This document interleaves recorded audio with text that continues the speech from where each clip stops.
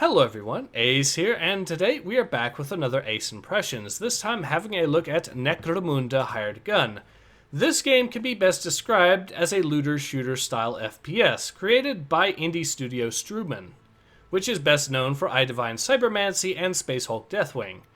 So, the big question is whether or not this game is worth the asking price, which typically would be $40. However, right now it is on sale for 15% off.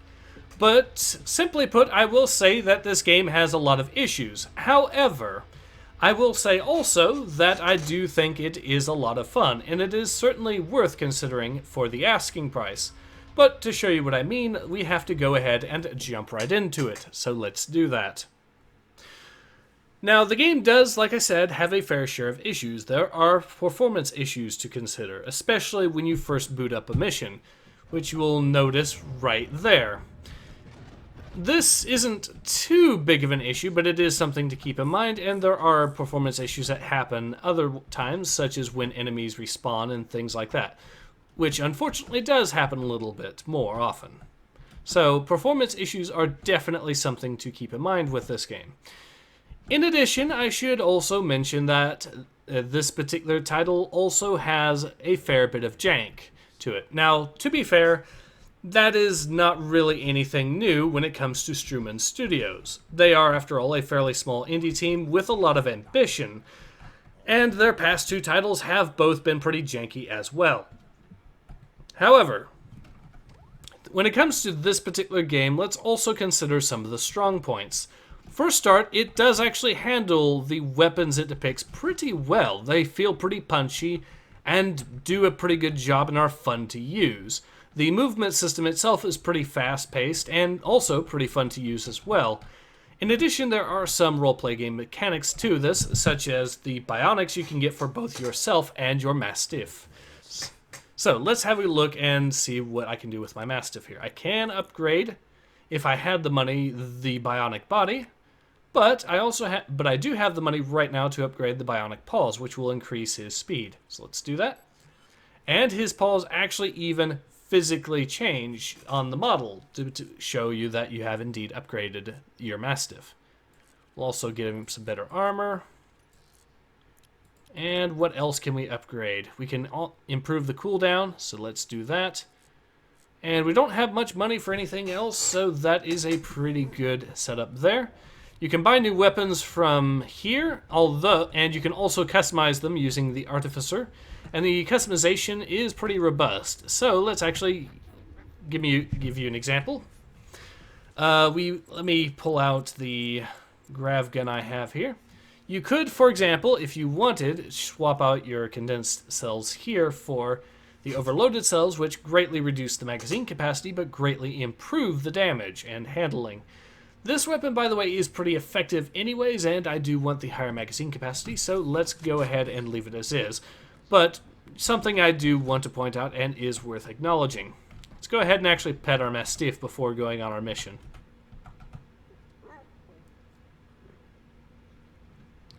He's a good boy.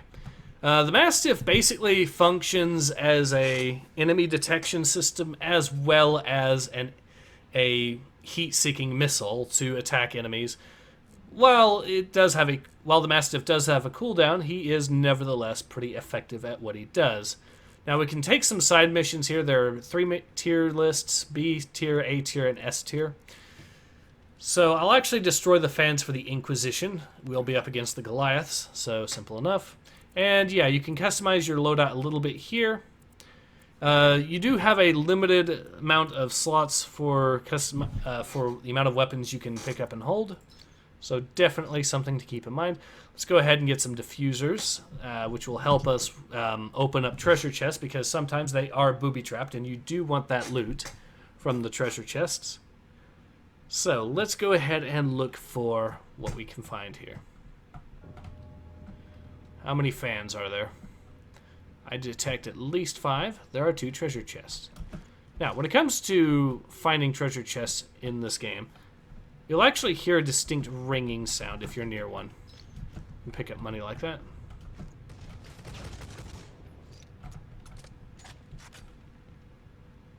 So I can actually hear the ring of one already.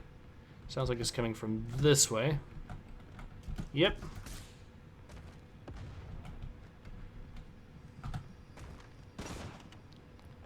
And now we can pick up all that sweet loot, but you can't really tell what it is right now. You only can find out really how good it is until after the mission, which is certainly a valid critique of this game. Another thing to keep in mind is how the damage system works, which itself is a little bit janky, or more specifically the healing mechanics. See, you don't actually have proper regenerating health in this game. Instead, you have a limited supply of medkits and revives. And to regain health, you need to actually damage enemies shortly after they've damaged you. A really weird system that encourages you to take damage if you want to heal. Now, you do have the refractor field there that you can charge up. And that doesn't, so you can, in theory, pick up some of that by using the Mastiff or something, killing an enemy so he drops some charge for you, and you'll be good that way. But definitely a criticism to keep in mind is that the damage system is a little weird, or the healing system. But yeah, the weapons themselves and their ability to absolutely shred enemies, that is pretty effective. Okay, so it looks like I think this is a treasure chest here. There was a booby trap on that one, so we did have to use one of our diffusers. We got some interesting items out of that. You can also, the movement, like I said, is pretty fun. You can do wall running like that. It is a little bit specific on when you want to use it, but it does offer some pretty effective advantages, such as damage reduction. That can be upgraded to something like an 80% damage reduction, as well as the ability to, well, auto-aim on enemies. So we got those guys taken out, and we're pretty much done with this particular mission. A pretty easy mission, I must say. But one that shows you a basic idea of how this plays. Alright, so we could pick up a new plasma pistol, but I don't think it... Nope, mine currently does more damage. We can pick up a bolter, but again, that mine currently does more damage. And we can pick up a heavy bolter, so I kind of want to have a heavy bolter. This, by the way, is your total inventory, and this is the only time that you can actually see what you're going to be getting as far as gear. Now, this could give us some improvements in certain... This will give us some loot bonus, but the current one that we have has more HP, so I want to keep that one. This is actually going to be a pretty useful upgrade here because it'll give us a damage boost to any item we already have, so I'll swap that out. Charms. This is a pretty effective little charm, I think. Well, it's not actually that effective, but I can sell it, make some decent money, so I will do that. And there we go, and another 8,000 credits basically just from selling that.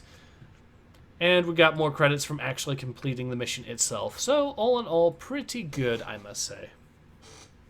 So yes, is the game worth the asking price? In my opinion, yes. Although, like I said, I can perfectly understand why people would consider strongly waiting for this game to get patches. Admittedly, it already received one patch already to improve things, but still something to keep in mind. It is still very janky right now.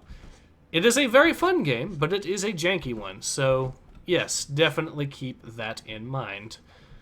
But ultimately, actually we'll just pick up this little credits here, and we will go ahead and get to the main menu. Like I said, this game is definitely worth considering, especially if you're a Warhammer 40k fan. It is, in my opinion, the best FPS game set in Warhammer 40k currently available. Not the highest achievement out there, because let's be honest, the standard isn't exactly the best, but something to consider. But yeah, this has been Ace. I hope to see you guys again soon. Take care. Ace out.